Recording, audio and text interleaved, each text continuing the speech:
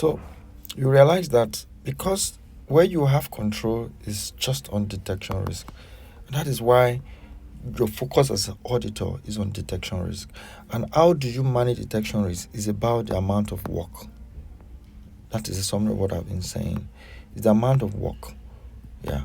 If you need to bring it so low, you do a lot of work. If you need to leave it as medium or as high, then you can do medium work as well. So if you remember, if audit risk, detection risk can be low, if this detection risk must be low, because you have checked the other two components of audit risk and they are high. Remember, we spoke about this one, and this one. If those two other components are high, then detection risk must be low, then a lot of work. However, if detection risk is allowed to be high because other components are low, then you can just do medium-sized work. So you can see, because you are auditors and this is only area where you can focus on. So detection risk is controlled by the amount of work that you need to be done. So which means that during your planning, you must understand the control risk involved in your client, and at the same time you must understand the inherent risk. And how do you do this? We will get to that, because all of these are critical in your planning stage. So you can see that your planning has started by understanding the audit risk that is involved. So now that you know what audit risk is all about, because your planning is actually focused on ensuring that your audit does not fail. Remember, your failure is that your audit is not efficient or is not effective, which means either you are issuing a wrong opinion, or even when you are issuing the right opinion, you are using too much resources, too little resources, or you are not just doing it at the right time, you are wasting time, you are not meeting up with the deadline, which is still not a good result, right?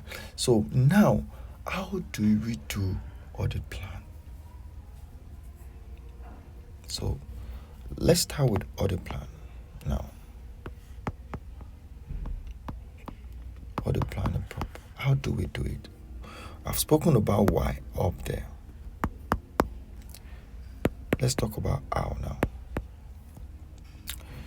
Audit planning is divided into two parts. There is what we call audit strategy, which must be prepared. Strategy and the detailed audit plan. So anytime you hear about audit planning, these two documents are involved. Very important. And what is audit strategy? I'll put it in acronym for you. That must always come to your mind every time you think about audit planning or audit strategy. When you talk of audit strategy, always think about either NTE or STD. And I'll tell you what I mean. NTE is talking about the nature, the timing, and the extent. Remember, NTE, nature, timing, and extent of the work that needs to be done. And what is STD? When I talk about STD, it's similar as well.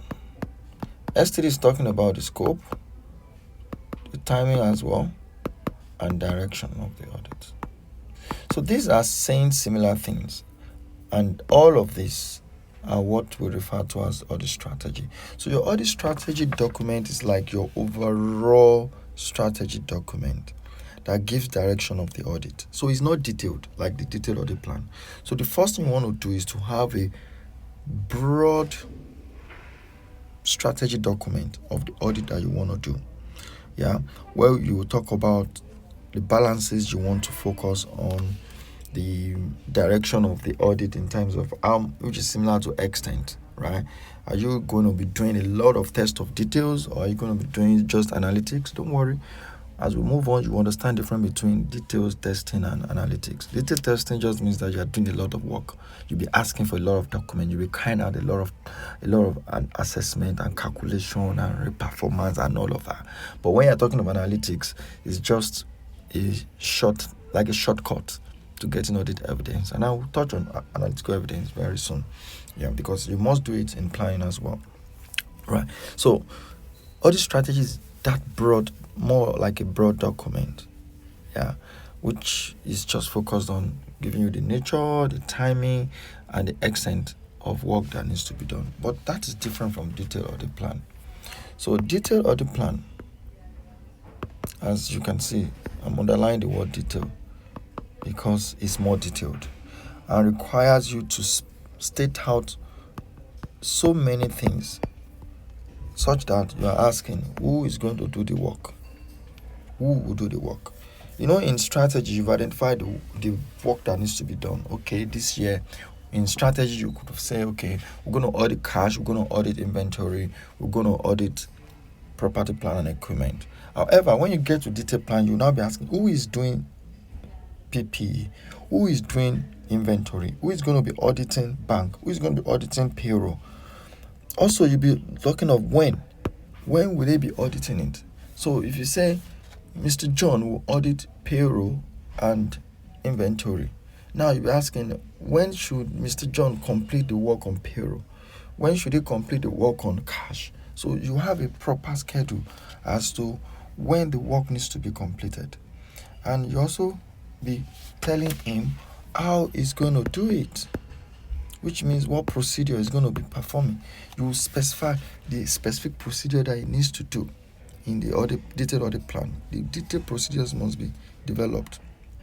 Yeah, so you see that the detailed audit plan is much more detailed. Even when you're talking of budget, you break down the budget as to how much time should you spend, how much money will you incur when you spend so much time. Yeah, you are getting into the specific, much more granular details when you are talking about detailed audit plan. So it's different from audit strategy. Remember, audit strategy is almost like a broad document. This is just broad, it's not specific. Whereas the detailed audit planning is more granular. So it's more detailed. Yeah, as to who is doing what, when is it doing, how are they doing, what procedure are they performing. Detailed information. So that is what audit plan is all about. Now that we know what audit plan is all about, we know why we need to do audit plan. Now, how is it done? How is audit plan done?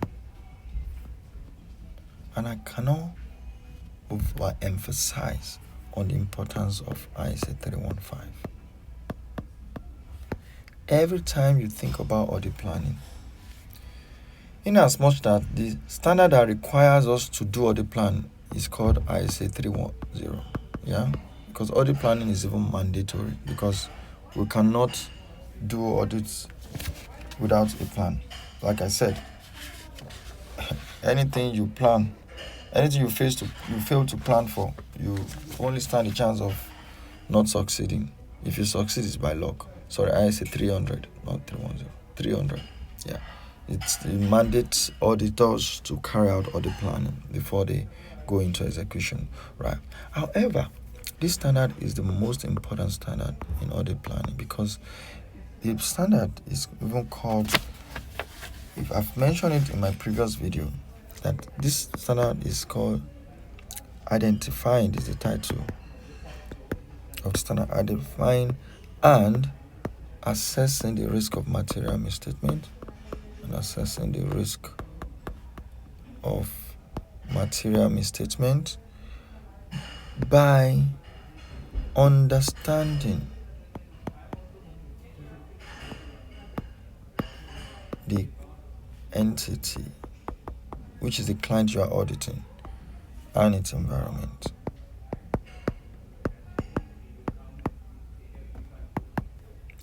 So this standard is extremely critical. Before you can achieve the audit planning that we have spoken about here, remember, we're talking about you being able to know the control risk, the inherent risk, The and we say inherent risk is the sector. We said the control risk is our control might fail, right? So before you be able to do all of that, before you can be able to assign the right person to right balance to audit, the timing and all of that, how much work needs to be done. Before you be able to do all of that, you must be able to do this first. You cannot do a proper planning without carrying out this activity, which is just emphasizing on this line. Extremely important. This line, understanding the entity and its environment, because you cannot plan without understanding. And that's why I personally said that ISA 315 is the most important standard in the planning stage, because you must understand everything about your client before you can be able to tell how the best way to plan for that particular job. Yeah, because you can't even understand the risk involved if you don't understand the entity. And the things you need to understand is broken down into about 5 sections. Yeah, so this understanding, what do you need to understand? So many things. And I will break down into 5. You need to understand the industry. Remember, that will give you information about the inherent risk. You need to understand the nature of the entity. Yeah. That will also give you information about inherent risk. Yeah. You need to understand the objective of the company and strategies of the company. Gradually, you see, this will give you a lot of information still about the inherent risk. The 4th one is the internal control. And you can see this is directly talking about the control risk. And the last one is the financial performance. You must understand the financial performance as well, because that is what you want to audit anyway. So if you cannot make sense out of their financial performance, then I don't know how you want to audit it. So these are the 5 categories of things you must understand. Extremely important. When you understand all of this, then you are better able to plan the audit the way it should go. Now, I want to move quickly to fraud risk, because this is a very controversial topic and you must understand what you need to do for fraud. And the way I'm going to talk about this, I'll talk about the meaning.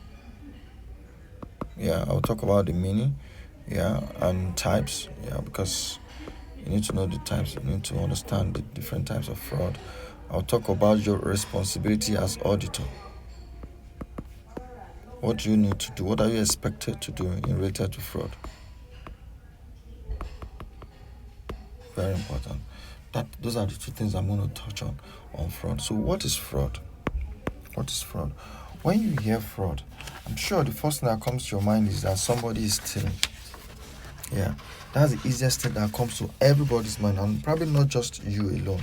Everybody's mind just think that fraud means that management are stealing money, or management are stealing the asset of the company. It's stealing about stealing and stealing. However, may I tell you that fraud goes beyond that. Fraud goes beyond that. And the easiest way to just define fraud is to say it's an intentional. Remember, you can also have error. Error is not intentional. But when you have intentional acts, that is the fundamental thing about fraud. So intentional acts by anybody, in management space, or those charged with corporate governance like directors,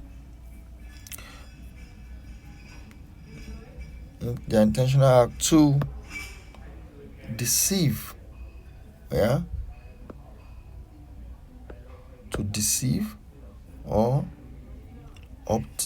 obtain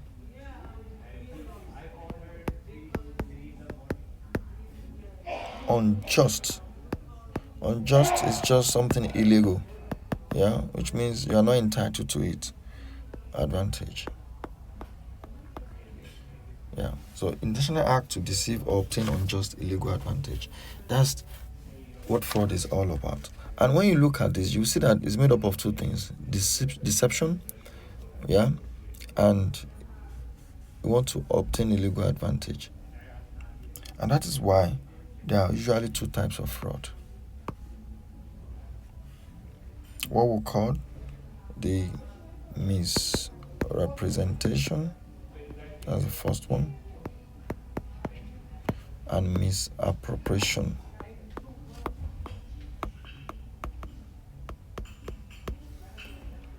And what's misrepresentation? Misrepresentation is just talking about fraudulent financial reporting.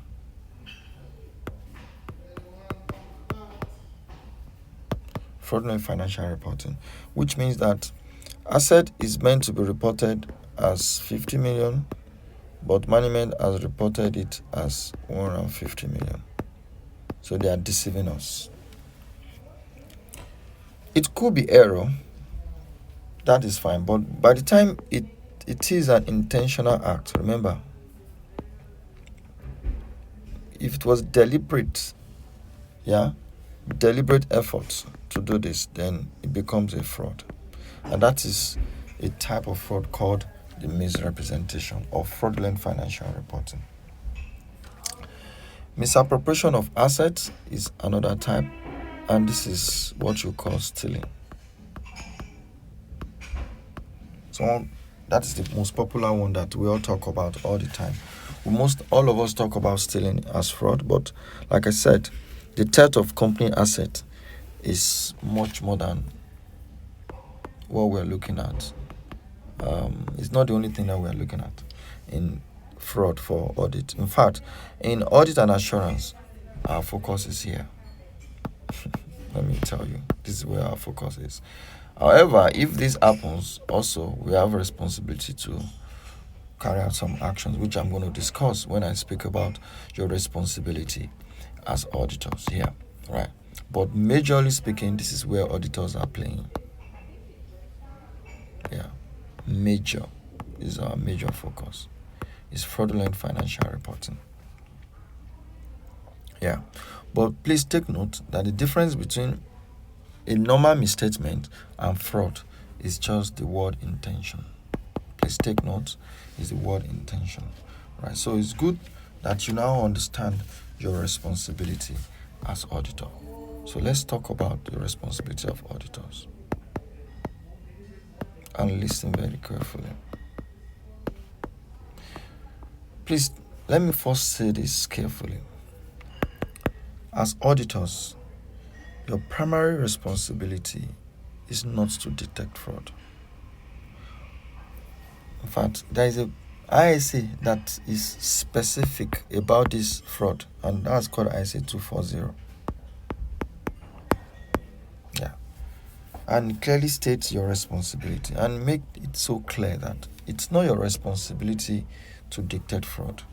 Management has responsibility to detect fraud. So first of all, know that. So, and if you have a question in exam that asks you to discuss the responsibility of auditors, please, the first thing you should state is that the primary responsibility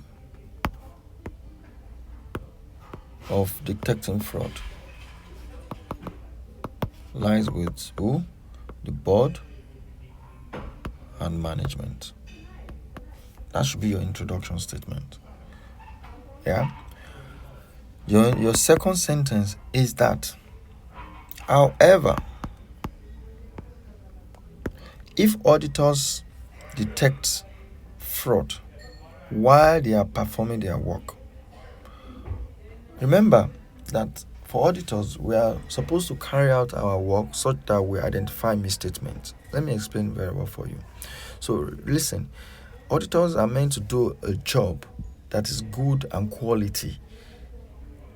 Your job is good and quality if you are able to identify all material misstatement. Remember, not all misstatement, all material, which means significant misstatement, and which means whether it is caused by fraud or by error is not your business. Your business is to identify misstatement.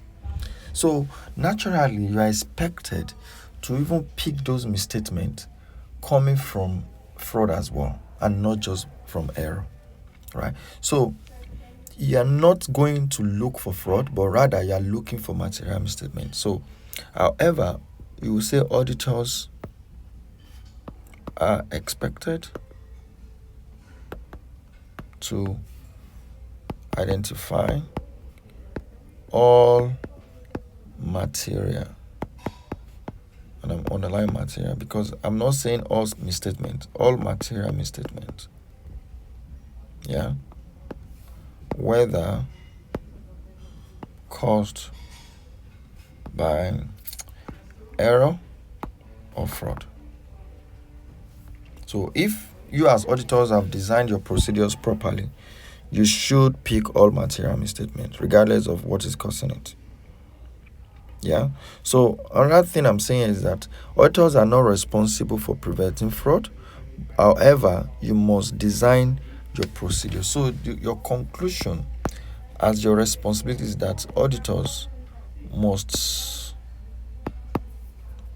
use right procedures to identify all material misstatements,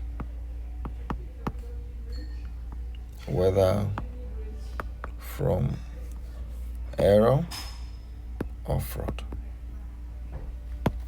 Yeah. And when you find it, what do? Let's now say that you find material misstatement and you realize that truly it was actually caused from fraud and not an error. Then auditors have responsibility. And once you discover that, you must report it immediately. Yeah. And who do you report to? You report to. So the next responsibility is the reporting, and you must report to. So I would say immediately to those charged with corporate governance, and that's talking about board of directors, yeah, or audit committee, or even if board of directors are the one involved in the fraud, then you must be reporting to shareholders. And sometimes you might need to consult legal advice if you have to report to maybe government or any public agencies. So you might need to consult. Please note that, because you cannot just report your client, though you have some obligation to report, but it's very important you must stay there in your exams that you need to consult legal advice before you go all out against your client, because of the confidentiality agreement that you have signed, just to be sure that you are protected and you are not breaching that agreement. And in trying to achieve those responsibility on fraud, there are basic things that auditors must exercise, right? Activity, which what you must do, yeah, to achieve your responsibility, yeah, to achieve your responsibility. You must do basic things. So what are those activities? Yeah, the first one is you must what I'll say, you exercise what we call professional skepticism. When someone is skeptical, it means it's doubtful. So as auditor, you must always be doubtful. You must always doubt everything that has been given to you. Honestly, that is just the simple way to put it. But we call it professional skepticism because it's not or any other type of skepticism. But because you are doing a job, if I've given you this schedule, or I've told you that my balance is 50 million, no matter how much you trust me, you must not just believe anything with the word of mouth. That is another way to say professional skepticism. You must always ask for evidence. You must always tell them, show me evidence. That is what it's all about. Yes, you have said it, but I want to see an evidence. You must always exhibit that professional skepticism. Likewise, you are mandated to discuss, please take note, discuss risk of fraud with audit team. So as engagement partner or engagement leader, you must bring all your teams together, and at least during planning stage, ask them to tell you what they think, whether there is a fraud risk based on what they have been seeing, what they have read, what they've heard in the news, what they've done during their risk analysis, during the ISA 315 understanding of the client and his environment. What do they think? Do they think there is risk of fraud? They will tell you. Yeah, so you must do this, and this must be documented. You must document minutes of meeting for this and keep it in the file because it's mandated. You must have minutes of meeting. Very important. Yeah, so there has to be minutes of meeting, and you perform your risk assessment procedures for fraud, specifically for fraud. So risk assessment procedure, yeah, specific for fraud risk. And what are you going to be doing here? You'll be speaking with those senior management. You'll be asking for board minutes. You'll be speaking to even directors if they're available. If they're not available, you look at their minutes of meetings and discussions. Yeah, so you're gonna have discussions just to be sure that there is no such factors that indicate that there is a fraud risk. So that's about making inquiries. You can also carry out some evaluation, which we call analytics, which I'm going to talk about very soon now, which is you looking deliberately in all the documents you have seen. You're evaluating them and checking, are there anything unusual? Are there anything you feel like is unexpected? Are there any strange relationship you are seeing among data and all of that? Yeah, so that is how you carry out the risk assessment specifically for fraud. Now, I just spoke about analytical procedure, and I'm going to touch about it quickly. So let's talk about analytical procedure. Now we are getting into the thick of audit gradually. So analytical procedure.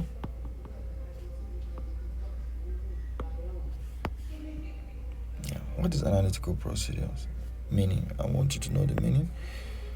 So just see it like this. It's just a way of identifying. So this procedure is identification of unexpected. Yeah, unexpected means unusual, strange. Yeah, can also call it strange, trend, or relationship. Yeah, you're looking at something. I say that, okay, every year when I do, take for instance, I do trend analysis over 5 years, I realize that their revenue has always grown by an average of 10%. However, from last year to this year, the revenue went up by 1,000%. That is unusual. That is unexpected.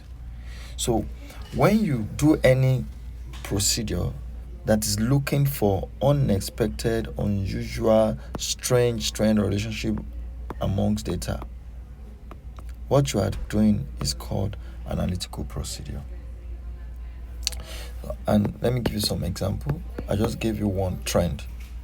Yeah, when I trend over years, I can also do a variance analysis, which means I'm comparing actual with plan. Yeah, when I compare actual with plan and it's too far apart, then I know that something is unusual. Then that's also analytical procedure. Yeah, I can as well do benchmarking, which means I'm comparing with your peers or with the industry average. Yeah, that is analytical procedures. Yeah, so and this analytical procedure is not only done during planning. Analytical procedure, in fact, is the only type of procedure in audit that's done at all the 3 stages of audit. Remember, when I started this, I mentioned to you that you have planning stage, you execute, and you report. Yeah, that's the summary of your syllabus, actually. Plan, execute, and report. At every stage of planning, of execution, and even of reporting, which is the conclusive part of the audit, you must perform analytical procedures. So all of these analytical procedures are done all at every point in time.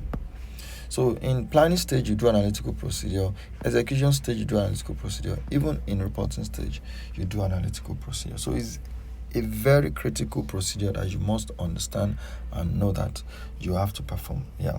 And how is it done? All you need to do is, first of all, you understand. You see why I say 15 is very important. Understanding is, in fact, you can't audit what you don't understand. So that's another way to see that standard is so important. So you need to understand, then set expectation. Because if you don't understand, how will you be able to set expectation? It is impossible. When you understand, then you can now say, this is what I expect. Then the next thing is to compare your actual with the expectation you set. So if you set expectation and you say my expectation is 20, and what is the financial statement actually saying 45, then you already can predict the next stage. The next stage is to calculate the variance. So you calculate the variance. Then step 4 is for you to investigate if the variance is material. Remember, audit is about materiality. Yeah, you don't want to waste energy and effort on things that is of no significance. So you only investigate if the variance means the difference between the actual and the plan and the expectation. So this is the difference. That's what we're calling variance. Yeah. So investigate if the variance is material. That is, it is really huge and significant. And I'm going to talk about how you determine materiality and all of that. Yeah, we'll get to that. Right. So, like I was saying,